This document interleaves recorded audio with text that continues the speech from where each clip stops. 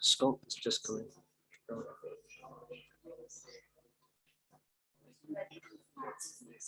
Right, good morning everyone and welcome to the North Norfolk District Council Cabinet meeting of November the 1st.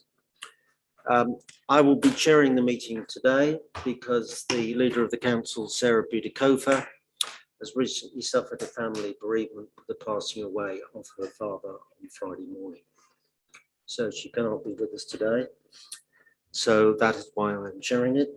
So in terms of receiving apologies for absence, the apologies for absence is Councillor Sarah Budikova. Right, I now move on to the minutes, which is the minutes of the meeting of October the 4th, to which is also attached to a report on the business rates pooling. So I'll just go through page by page. This is in the amendments. Page 1, 2, 3, 4, 5, 6, 7, 8, and 9. Can't see any hands up or comments.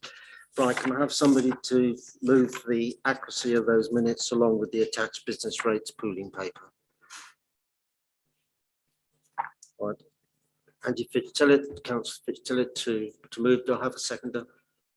Councillor Lucy Shires to second. Thank you very much. Right, the next item on the agenda is any public questions and statements. You have none. Any declarations of interest? Councillor Shires. Thank you, Mr. Chairman. Just to note, it's non-pecuniary, obviously, that I'm the county member for North Walsham East. Right, any further ones? Any items of urgent business? I'm not aware of any. No. Any members' questions which are outside the questions that will be asked in the usual way on the agenda items?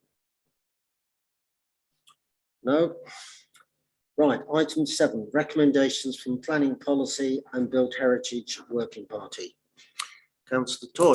Yeah, thank you, Mr. Chairman. Morning, everybody. You've got 3 recommendations which I'll bring all together to you this morning. The first recommendation is that the local plan strategic policy section should be agreed. This is obviously done at the Planning Policy Built Heritage Working Party. These are the strategic policies which align with the plan, and we believe that actually many of the environmental policies are ahead of many other districts that are bringing new plans forward. So we're pleased with those. We also have the 5-year land supply, which the workings out have been gone through, and we actually have 5.22 years of land supply already programmed. And actually over the last 4 years, we've delivered 104% of previous targets. So we've been quite good at setting these targets up and maintaining them. So the plan works. And also the final one is the Roughton Road site, which was debated at the working party. And it was rejected as it was poorly related to Chroma. It was in the AONB, which we should avoid using. And we also already have significant sites as laid out in the plan. Happy to take any questions if there isn't there. Councillor Gay. Thank you, Chairman. I just want to second Councillor Toy's proposal, and especially to echo what he said about the environment and biodiversity. Thank you. Is there any questions on that item? Right, all those in favour? It's unanimous. Right, item 8, recommendations from Overview and Scrutiny Committee. Councillor Dixon. Yes, thank you, Mr. Chairman. Before I introduce this one recommendation, I'd like to make 3 points, if I might, because they relate very much to the substance in the recommendation. The first is that this rather looks like a missed opportunity because I think both policies should have come to overview and scrutiny under the pre-scrutiny protocol. And overview and scrutiny only saw these two policies in October at my insistence. Otherwise, they would not have come to overview and scrutiny until November. And bearing in mind the timescale that these policies were looking to be implemented, that was not a very good illustration of how Cabinet and the Executive and overview and scrutiny need to work together. And we do have a protocol in place that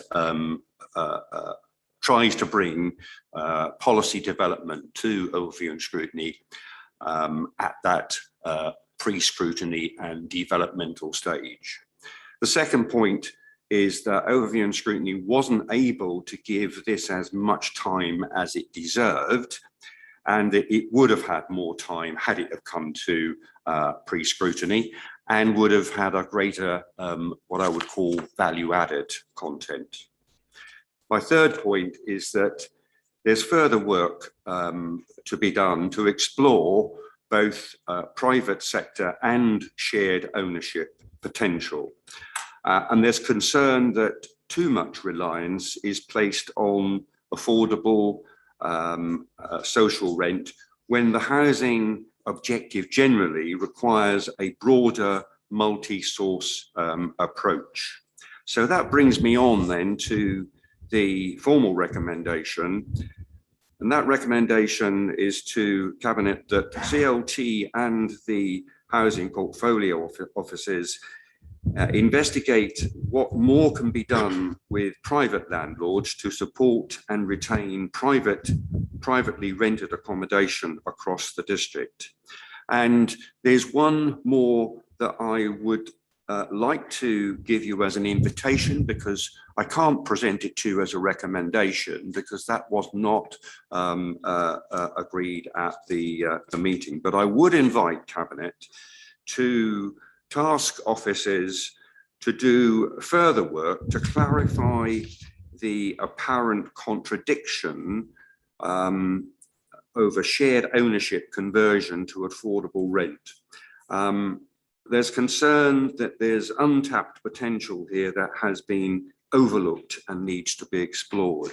So in essence, Mr. Chairman, I'd like you as a Cabinet to take on board the first 3 points that I have made, and they are matters of process.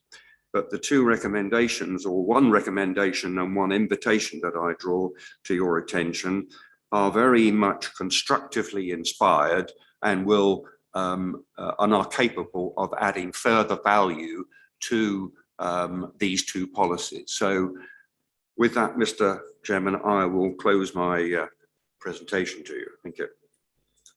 Thank you very much for that. Comments you've made on process are noted. I understand there was some correspondence and differing views about that prior to the overview and scrutiny committee meeting, but the important thing is that it was considered that meeting. Councillor Fredericks. Hello, thank you, Mr. Chairman. Good morning, members. Good evening. Thank you very much, Councillor Dixon. On matters of process, point taken, and I'm sure that that's taken as well. On the subject of the shared ownership exploration, I actually brought that to the officers that we're converting shared ownership where we can. So that's actually in the papers if you want to have a look at that. That's where that came from. And I'm always looking at converting shared ownership to private rental. So that's something that I'm doing, monitoring on a weekly, monthly basis with the officers. So that's that. With the private rental situation, I believe that after overview and scrutiny, Nikki Debbage sent you all round the findings on that. Did you get that email? Because that was sent to the overview and scrutiny panel. No? Okay, I can send that round to you. You haven't. Recall, I have to say. Okay, so that was sent to you, I think it was the evening of the overview and scrutiny cabinet. So I'll send that round to you again, so you've got the answers there. But again, that's an ongoing monitoring process. So thank you very much for your points. Thank you. Councillor Dixon. Thank you, Mr. Chairman. If I might just respond. On the matter of the conversion, I'm not sure that you have quite grasped the point that's been made here. It's very clear in the papers what you intend to do. That's not the issue. What the issue is whether the concept of conversion from shared ownership to one form of rented has been fully explored, because there were certainly points raised which suggested that that actually might be a retrograde direction, and that there is more value to be had in exploring all the forms of housing provision. And I think there are indicators that housing provision from shared ownership is actually quite thriving at the moment, and is capable of returning capital receipts to fund further building of affordable housing of one sort or another. So I think there is an apparent contradiction there, and there's more work that I think needs to be done. Perhaps that's not for a matter today to discuss in detail, but the essence of my invitation to you is that there is work that can be done to fully more explore that, and either make the case very clearly that you have set out in the paper, or reconsider whether that actually is the right thing to do, and that there are other ways that housing provisions can be added to. So that was really the essence of my invitation, in addition to the recommendation to you. I hope that's helpful. Thank you, Councillor Dixon. That does clarify matters. Yeah, the way that this came about was the fact that there weren't the larger houses coming on board that were available for private rental. So we looked at the amount of shared ownership and private rental and discovered that we could actually turn around 8 properties that could go back into the private public rental social rented system, because we recognise that there's a lot of shared ownership coming on through the pipe stream, and it wasn't really representative of the economical or eco sort of climate that we're in at the moment, with people on minimum wage and 0 contract hours. Unfortunately, the prospect of them getting a mortgage was really quite slim. So that's how it came about. But thank you so much for your clarification. Thank you. Councillor Cummins. Thank you, Mr. Chairman. I just had to add a point here, which may be relevant. On Friday, I arranged for Jerome Mayhew to go around the Housing 21 facility in Fakenham, which consists of 30 rental units and 36 shared ownership. And certainly contrary to what my earlier understanding, actually the manager of the facility told me that not only are the rental units actually going at a pace now, but also very confident that the shared ownership will do too. So certainly that indicates there is a demand, certainly there is demand and supply there for demands there for shared ownership anyway. So I think I'd probably play that into the mix as well, given that other facilities are potentially planned around the district. Lovely, thank you. Yeah, that does clarify the older generation that would have the money to have a shared ownership property. However, with the working population, that doesn't actually help them very much, because it's really hard for them to get a mortgage when they haven't got set hours, when they're on minimum wage. So with our senior population, yes, they've probably had houses to sell, they've got pensions, so they don't have to rely on mortgages. So it really is a matter of balance. But thank you for that. I'm really glad that the development is going well. It's a fantastic development, and we should be doing more of that. Councillor Rest. Thank you, Chairman. Can I just add a couple of points? And I know that when this first came up, I think I was the one that raised the fact that moving from potentially a shared ownership back to affordable housing, to me, is the wrong way round. And I appreciate it can be a personal point of view. I just think it's worth remembering that, it is better for people to own 10% of something than 0% of nothing. And I appreciate your point about the mortgages, but there are movements now within banks and mortgages that will secure people these properties. I know that some of them won't allow a low 15% purchase, but there are some that will. And it's sometimes with developers, it never does any harm to actually ask them. So I would, along with Councillor Dixon, ask you please just to have another look, just review it and just see that we're not stepping back in time and that we are moving forward and being one of the most sort of thrusting away and offering people this great opportunity. And as you said yourself, if there's more coming on the market, which you said, for shared ownerships, then we need to be able to stand there and help people with that sort of thing. I'd appreciate if you could. Thank you. Yeah, no, that's lovely. Thank you, Councillor Rest. As for it being a back step, it was a case of looking at the figures and thinking, look, we've got so many on our housing list at the moment. How can we help them into a home? As for the new products that are coming online, it's great news, but we haven't actually got any information about what's coming online. Banks are getting increasingly jittery about mortgages, particularly if you've had a grant from the government, if you've been on furlough. It's not as easy as you think for the younger generation.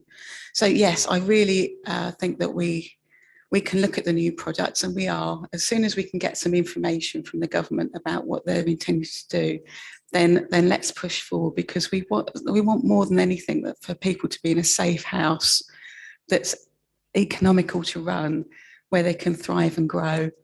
So thank you very much for your questions and statements. Right, I think we've probably exhausted that one then. Nigel, is there a quick one? Yes, thank you, Mr. Chairman. I can just add to that. I'm mindful that Councillor Rest has considerable experience in working in the social housing providers, and I wonder if there isn't some way in which maybe he can contribute or be a part of that piece of work to, help make use of the sum total of knowledge that we've got. And I don't know whether that's something that he would warm to or not. Thank you very much. I'd be delighted, actually. What we're going to be doing is we're going to be running a workshop for all members as well. And there is a planned meeting, but you don't know yet, but I am meeting with you and very shortly. So I'm going to get that set up. So thank you very much. Right, if we can now move on from that one. The next item on the agenda, we don't have to have a vote on that, do we? Right, so what, that we vote that we acknowledge it? All right, so we just have vote, we have to vote to say that we accept the recommendation. All those in favour?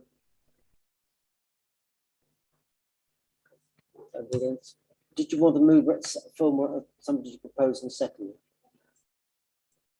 You got a clear indication, right? Okay.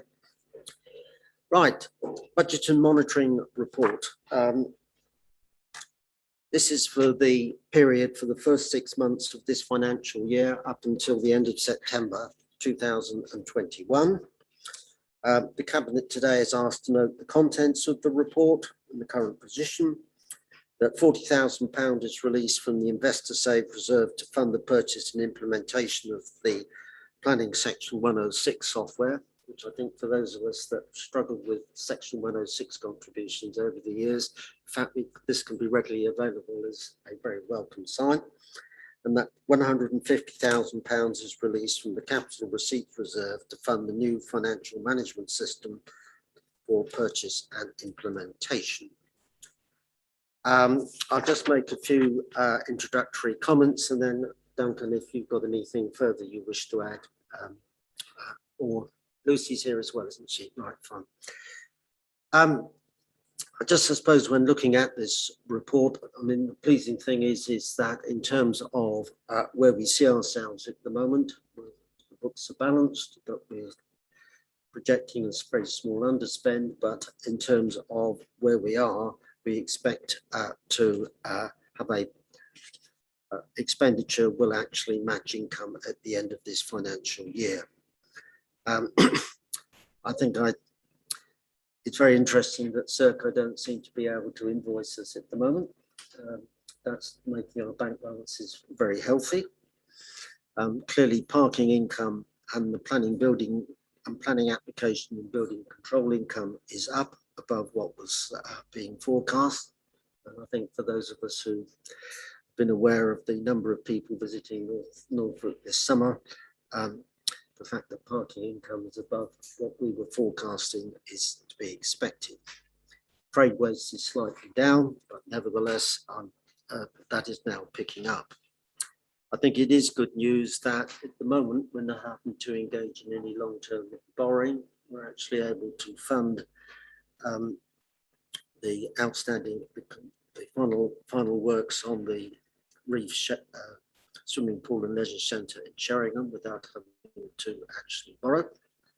And I think it's good to note in the capital programme that the car park ticketing machine replacement programme is to be completed in this financial year, and that also £60,000 has been allocated for urgent and essential repairs to the infrastructure of the North Walsham Football Club. So that is roughly how I see it. It is a report which will go on to scrutiny, so members then will have further opportunities to look at this in detail and to scrutinise further. Duncan, is there anything that you wish to add to what I've said? No, thank you, Chair. Any questions from Cabinet? And I'll take you, Christopher. I'll go to, any questions? No, not from the Cabinet. Councillor Cummings. Thank you, Mr. Chair. Could I just ask Officer Ellis to clarify where we are on the reserves? On my page, I think it's on, I don't know what page it is, page 56. Unfortunately, the whole punch is just right through that where the actual, the number of what the current reserve figure actually is. So I would, could tell me what it actually is now. That would be helpful to see actually what our current starting point is. Oh, I'll line them up, Nigel. In fact, thank you for asking that question, because when I looked at it yesterday, I had the same problem. Right, can you just help us on that one? What the actual figures are?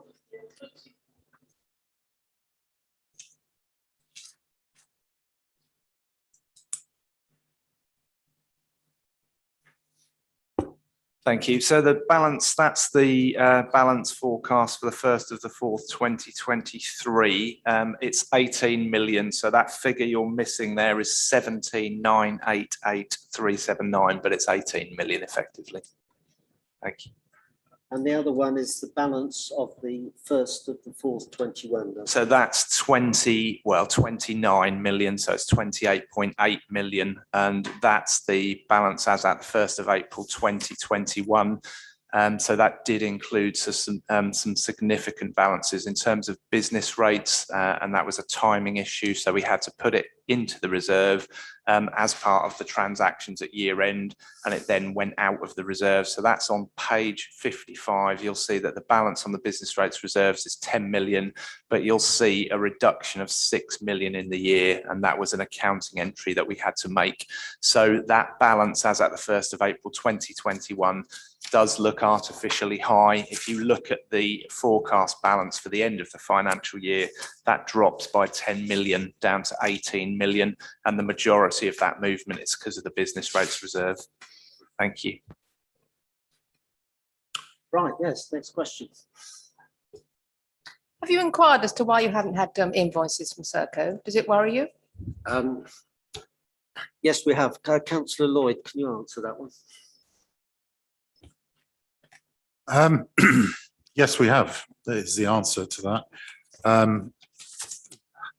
I understand their accounting is done from India, and they have certain structural issues that are causing them problems. The money has been accrued by this council. The anticipated bills have been accrued, and I don't really see a problem in the money staying in our bank account rather than theirs.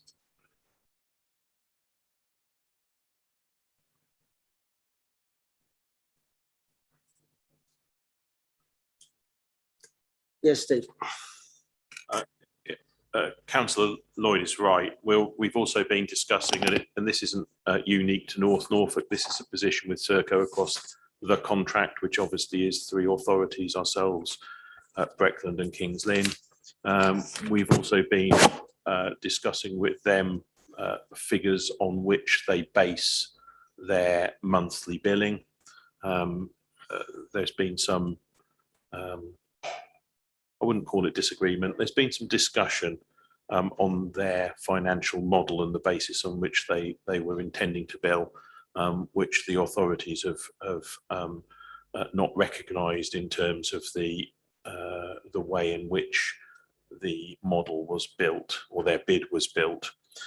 We are now in a position where those issues have been resolved, and my understanding is that Serco are either imminently going to bill or maybe have now produced draft invoices for the authorities.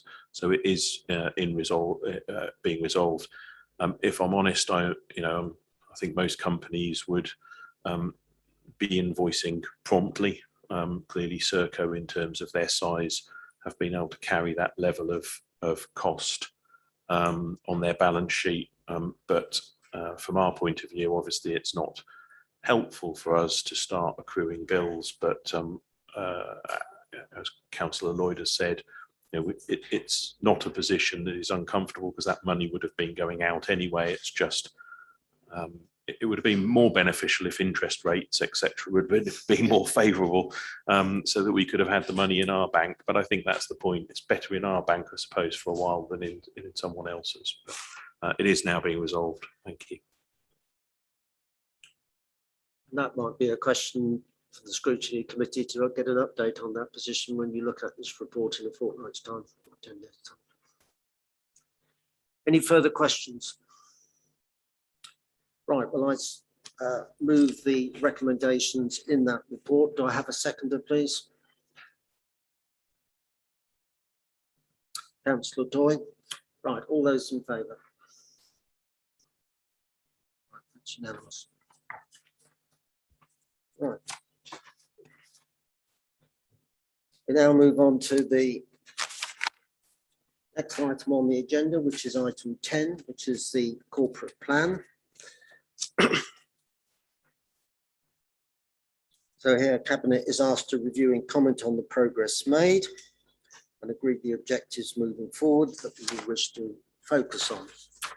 The context of this report is that the original corporate plan was prepared and agreed in November 2019. It had 6 themes, 39 objectives, and 90 detailed actions. In the light of COVID on October the 20th, in October last year, 18 priority objectives to concentrate on over the next 12 months were identified. Council agreed to do that rather than abandoning the programme, the corporate plan, in the light of the COVID pandemic. Those objectives are set out in the report. The report also reviews progress on those 18 priority objectives, as well as the progress against the corporate plan that was originally agreed in November 2020. The report also now sets out revised priorities with another 18 priority objectives for the coming 12 months, October 21 to October 22. So that is what this report does, and it's what we're asked to review and comment on. Do I have any comments or questions, first of all, from Cabinet members, please? John. Thank you, Mr. Chairman. Yeah, just a couple of bits I'd like to highlight. Just from the discussions this morning for the ONS recommendations, it may be worth noting that on page 73, item 5.2, whilst it's not directly related to some of the schemes, we've got there explore ways to help households into own occupation, including, so it will include the things that were spoken about, and that's one of our new priority objectives. So hopefully that's encouraging for people that we are joined up on that, and we'll be happy to work as has been suggested. one that just personally works for me is the page 87, 6.4. We're looking to reduce staff travel, and I actually think that's a good way that we can set an example as a council to reduce the use of vehicles as well as the where we're working on electric vehicle charging points. So alternative ways of travel where we can engage with that. And I look forward to seeing that report when it comes forward. And there's also items which will be relevant later about the use of waste. Yeah, and the going back, sorry, to the transport thing, the on page 95 at 4.1, the electric vehicle charging points, I believe we're ahead of other authorities in getting charging points installed. So we're doing quite well there. So I think this report, it's got some red in there. We've clearly identified why they are and the reasons for that. But we've made some good progress on many items despite of the COVID issues that have gone on, and we've laid out some clear objectives going forward. Thank you. Right, this report, of course, will be going to scrutiny, so there is the opportunity there for members of the Overview and Scrutiny Committee to scrutinise this in detail. Do I have any further questions? Right, Councillor Halliday. If you look at the corporate plan, there's some measuring impacts of performance metrics which aren't reflected in the delivery plan here. I know that they come to us in the form of the performance report, but the timing of that is different, and so it's difficult to actually see judge whether the grading of this delivery plan is correct or not. For example, there's 2,800 people on the housing list, and that so it looks from the housing part that it's green, but in fact perhaps it isn't as green as it should be. One question. The other question was there was a sports strategy and a health and well-being strategy in the original corporate plan, and they both seem to have fallen off. And they may not have seemed priorities at the time, but actually with the current pressure on the NHS and the current emphasis on health and well-being, I'd have thought they would be worth looking at. Thank you. Just on the second question, Councillor Gay, would you like to help us on that? Yes, there is an item here within these papers for a quality of life strategy, and the intention is that the quality of life strategy will cover health and well-being. Also, as Councillor Holliday will know, the county is preparing a health and wellbeing strategy, which will also come back to this council to be supported. So the intention here is that those items, in fact, are being worked on and will be covered. Thank you. Right, in terms of the first question, can you help us there? Or was that really more one for Steve Blatt to be being? Because this is about what's in the performance reports vis-a-vis what's in this plan. Chair, I think it's probably one that that Mr. Blatch would have a better ability to respond to. I suspect that in terms of the provision around the performance data, we've been operating in a different position, and I think the plan, the delivery plan, sets things out potentially in quite a linear form. We haven't necessarily, because of circumstance, had followed that direct linear form on all things. So there is quite a lot that's been achieved and that's been delivered, but it's not necessarily being delivered, I think, in the order that was intended. So I think it's fair to say that you're correct. If you look at certain aspects, you could say, why have we graded this as, in this fashion? If you were to hone in on very specifics. But I think if you take these things in the round and look at the entire element of that part of the delivery plan, that grading has been subject to quite a lot of robust discussion and deliberation. And I think it's a fair representation of where the authority is at this current time. I'm sure if you were to look at very specific aspects and say, oh, but that means the whole element shouldn't be graded like that, you could make that case. But I don't think that's a fair. I think what we're trying to do here is make a fair reflection of our progress and where this authority is. And I hope that's something the members would support in terms of, we need to reflect where we are and what we've achieved, rather than just point at things and say, oh, but this bit of it isn't quite there. So I think that is why the gradings are where they are. I'm sure there is, opportunity for discussion around specific elements if that was to be desired at a later stage. But I think Mr. Blatch, as Chief Executive, would be in a better position to answer some of those specific elements. That's Ad. Are you a member of the scrutiny committee? You are. Well, I think Steve Blatch should be back by then, and probably that's the question that's to put there, and that's probably a more appropriate avenue to do it. Okay, thank you.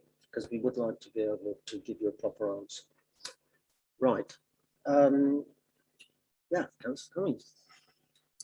Thank you, Mr. Chairman. I've often mentioned in these meetings this administration's lamentable lack of progress on developing any income generating ideas or any cost saving ideas. So if I'm looking on page 91, objective 2.1, that's down as amber. I mean, how can that be anything other than red? I mean, we're now 2.5 years into this administration. I'm not aware of anything coming out. I see there's a promise of something coming over the horizon, but given that we've heard nothing so far, I would have thought that would definitely have been on the red side. Also, just looking through this, may I ask what we're doing to try and help boost local tourism as well? Because I was flicking through these, trying to find something in there that might give some indication of what the administration is doing on that front as well. Thank you.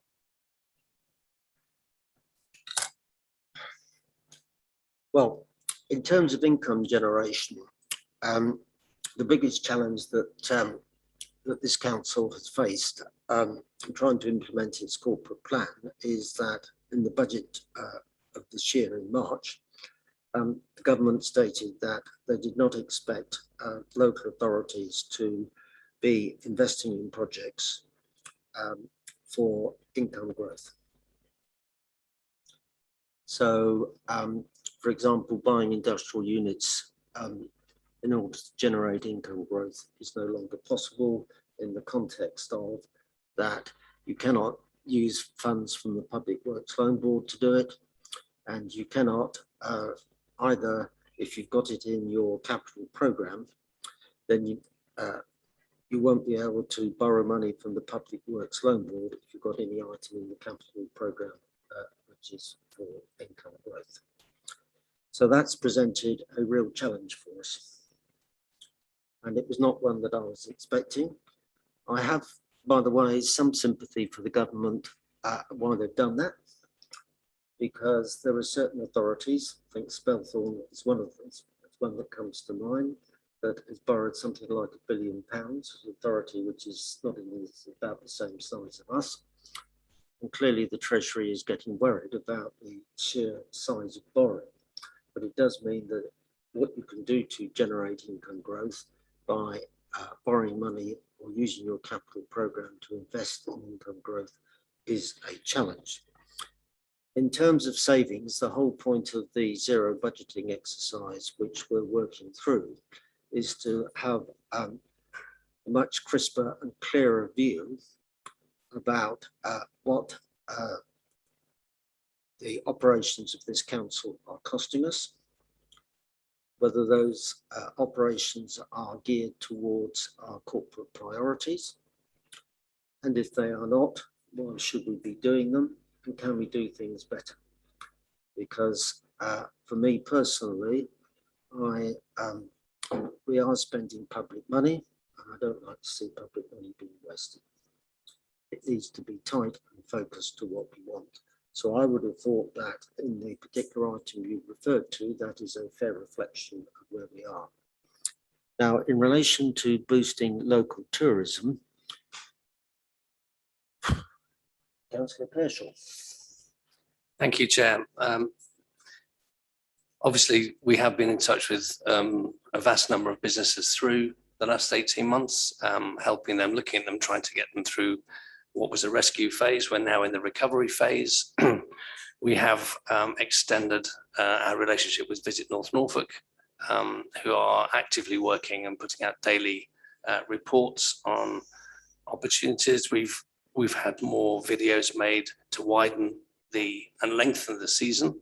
I think everybody will know how busy this season has been, and that's reflected in increases to car parking, etc. The aim really is to make this expansion sustainable.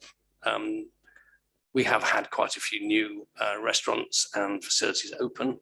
Obviously, we are aware of the fact that there is an issue with supply of labour for the hospitality sector.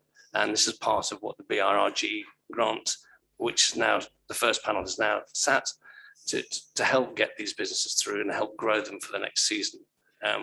We are aware of the growing demand from motorhomes and caravans, and we have a meeting coming up with those associations to try and get them to park in sensible places on sites that are ready to accept them. But we will be out working. Most of the grants have now been paid, we're now working on the BRRG. We are getting out more and more to talk to these businesses and try and help them move forward. And actually, the number of businesses that have failed has been very low in North Norfolk compared with other councils, I'm pleased to say. Thank you. Right, I mean, there is just another tack. I'll just add to this. I mean, one of the things in inheriting the estates and assets portfolio is the number of just simply outstanding items that weren't being progressed. And some of those were actually on the seafront in Cromer. And I don't think if you want to attract tourism, you have derelict property sites sitting in prominent positions on the Cromer seafront. So that's why I am pleased that tenders have been progressed and we have an acceptance now for the Melbourne slopes toilets. And hopefully that site should be open next year for the season. And we're also now working urgently on the Art Deco building. We have 2 expressions of interest, and I want to bring that site back into use for next season. And I'm hopeful we can do that. And I think it's important. We just cannot have derelict buildings and property just sitting on prominent seafronts. Further questions? If I may, Mr. Chairman, just come back, because I note the point you made about government restricting local government authorities investing in projects. But what projects did this council have in hand that has put the kibosh on? So what projects do we what have? Projects have you said that you've been impeded by government legislation which stops local authorities investing in local projects? Which I do know that obviously several have invested in. I know lots of property elsewhere. I know this one hasn't, but you imply then that obviously that has impeded this administration in doing some project which have generated growth. So how has that legislation affected the North Norfolk District Council? We were going to have a property company. We could allocate money. Did you plan to have one as a question, I guess? To actually invest in a range of assets and property issues to generate income. We can't do that. Wasn't aware that you were you looking at doing anything along those lines? That's what I'm trying to get to. As the government legislation made it more difficult for you again. Sorry. It was our proposal, it was our plan, and it's been stopped. Councillor Toy. Thank you, Mr. Chairman. Yeah, I just wanted to add to the tourism thing, although it's not in the public domain yet, people wouldn't know because we've declared ourselves a green council, effectively. There are lots of eco-tourism projects that are coming forward that we're engaging with to try and bring those to fruition as well. So there are many things that are going on where tourism is going to improve in a new way here, because we're having to do rollback as well for some sites as well. So there's indications in planning that's, you know, there are changes going on there. And also, just going back to the original question about savings, just previous to 2.1, it goes on about the zero-based budgeting, how we're looking to close tax loopholes, how we're looking at costing and charges to save money within the council. So I think those things are in our plan, Mr. Chairman. Thank you. Councillor Gay. I also think it would be a mistake to underestimate the work that has carried on throughout this year. for tourism within the district. As Councillor Shy has just suggested, you know, we have maintained all of our blue flags. We have maintained all of our green flags. Work throughout our woodlands has managed to continue throughout this crisis. We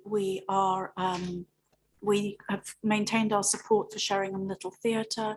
There's discussions going on about Chroma Piers, various arrangements with us. The Mammoth Marathon, which was always intended to draw visitors and draw attention to North Norfolk, has had to be rescheduled for obvious reasons, but as it's now intended to go ahead for May 2022.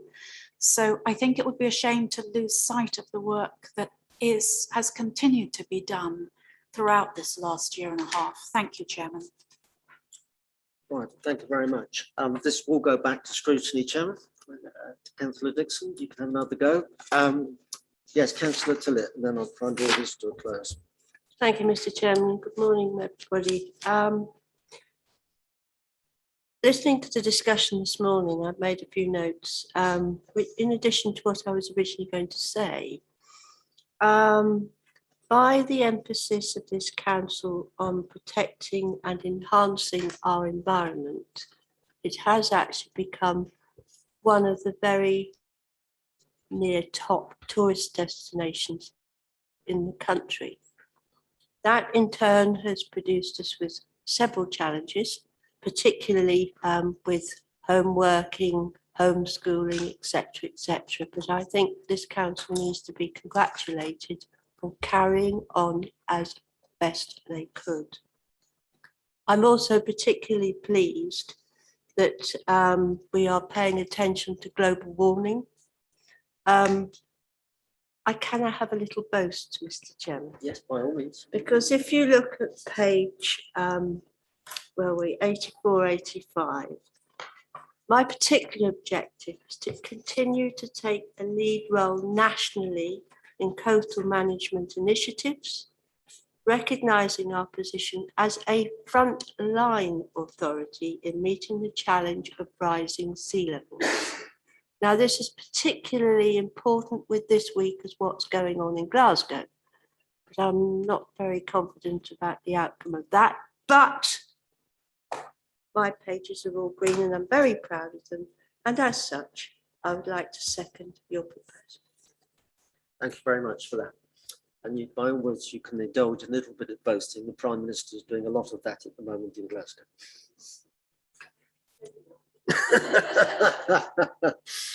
Right. Right. The recommendation is to view and comment.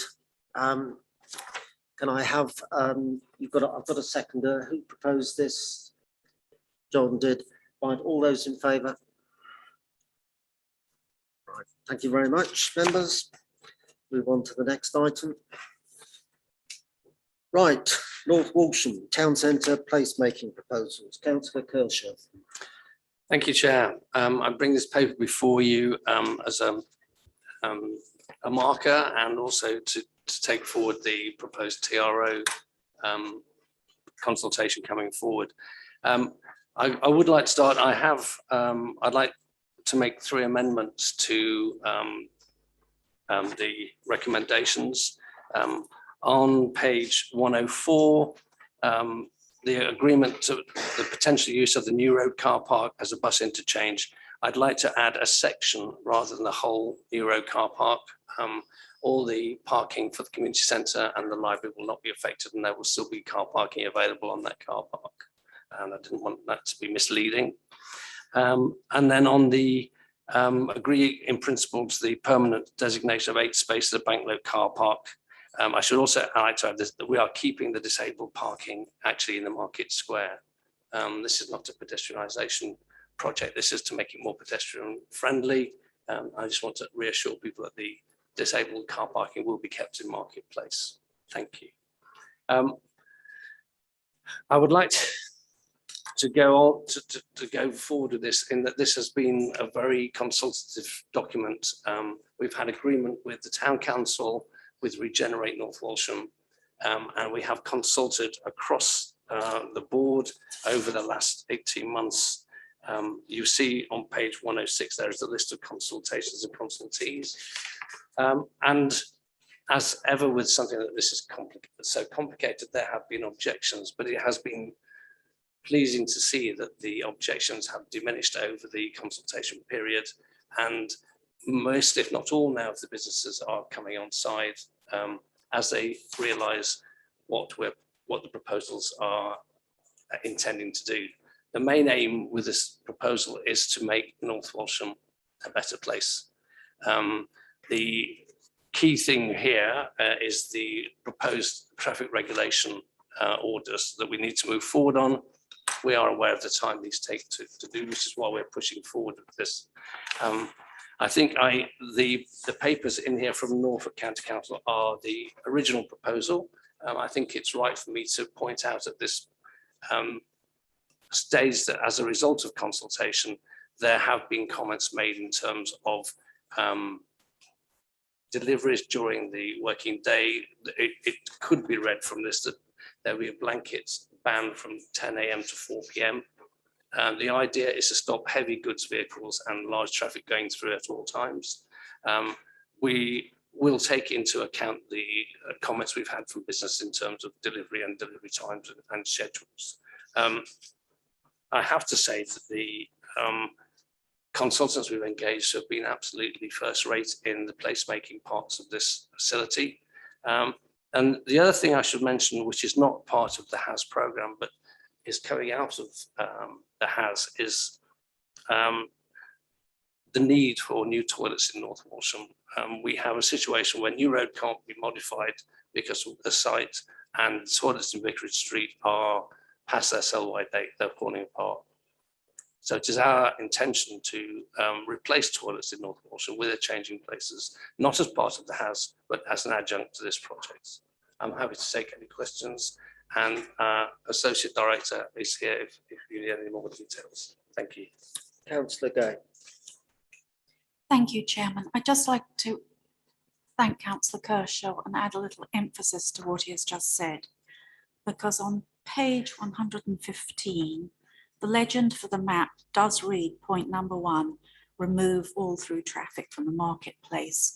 And there has been great concern about deliveries during the day and about the early evening and evening economy of people coming into the market to, for example, buy takeaway food and that sort of thing.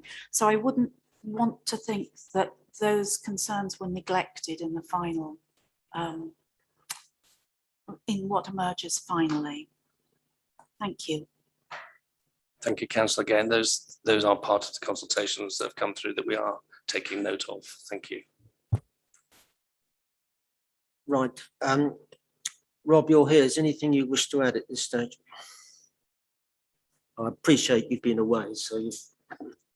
No, I mean, I think that pretty much sums it up. This is a bit of a difficult time to be reporting this, I suppose, because the consultation process has only just concluded. So I wasn't able to report a recommendation on the way forward. So that's why we're seeking delegated authority to do that. But we have had some very good, a good level of response to the consultation from a whole range of different interested parties and groups. So we're confident that we've got, we've undertaken a robust consultation process, and that will lead us directly to some amended proposals. So the ones you've got in your papers today are the original proposal. Those will be amended and then approved, and then the next stage will be the formal consultation on any traffic regulation orders. Thank you. Yes, thank you for that. Any questions? Right, I think I'll just add, as a North Walsham member, I'll endorse fully what Councillor Gay has said, that any traffic regulation order has to be sensitive in relation to loading. And also we've got to protect the early evening fast food trade in the town. And it is our expectation that this will actually happen. I have to say that I was provided with a statement in relation to the new toilets, proposed new toilets in North Walsham, and I can say to officers that I was asked to make a statement about that, both for a local Facebook page and the town council, and that, Duncan, that has gone down very positively. So thank you for that statement. And the challenge now for us, which we'll be chasing, is to sort out where these toilets are going to be and getting the plans in place. But of course, I'd just like to add that we're always watched very closely on this. So I had a phone call over the weekend from one resident to tell me a light had been left on in Cedar House. I couldn't find it on, and when I phoned him back last night, he said it was now off. So that just shows you how closely we are being watched.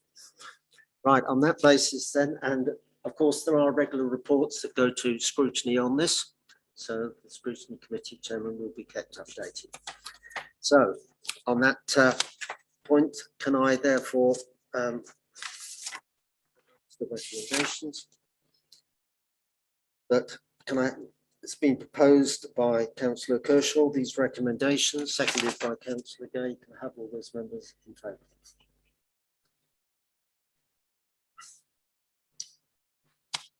Right, thank you very much indeed. Right, if we can now move on to the regulatory powers, I believe Councillor Lloyd, and there is just one correction we have to make to the report here. Yeah, section 3.1, I believe, should read 2 years, not 2 months. You could confirm that, Mr. Hems. Yes, that's correct. 2 years, not 2 months. Chair, it calls upon the council occasionally to carry out covert surveillance to investigate and collate evidence where there's potential for law breaking. These powers are granted under the Regulation of Investigatory Powers Act 2000. Home Office guidance calls for elected members to review the use of that policy annually. All authorities are subject to oversight of this policy, and NNDC independently review to ensure its compliance. In a recent audit, a number of recommendations were made to further strengthen the council's position on RIPA, and these can be seen in section 4.4 on page 119. And the policy has been updated accordingly. I don't believe it's controversial. It's rarely used, but it's something that we have a statutory requirement to have and to review. Right, Councillor Toy. Yeah, thank you, Mr. Chairman. Yeah, I'm happy to recommend this morning because primarily, you know, as a council, we do well, and it's been 2 years since we've had to use this. It's something we do have to comply with, as has been laid out by Councillor Lloyd. But it's, you know, it's a well laid out structured document that is standard throughout the thing, which thankfully we don't have to invoke very often at all. So I'm happy to second it. Thank you. Can I just ask, does this report go to scrutiny?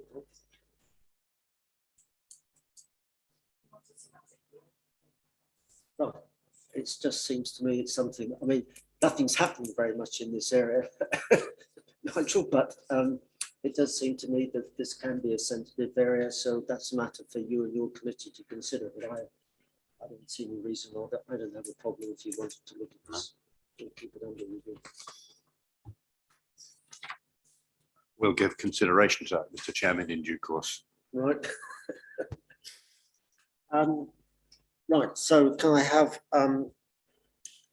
propose, I've got a seconder, all those in favour? Just that's just over. Did you get those amendments on the previous one? Right, so that's fine, once we've got that. Right, move on to the next one.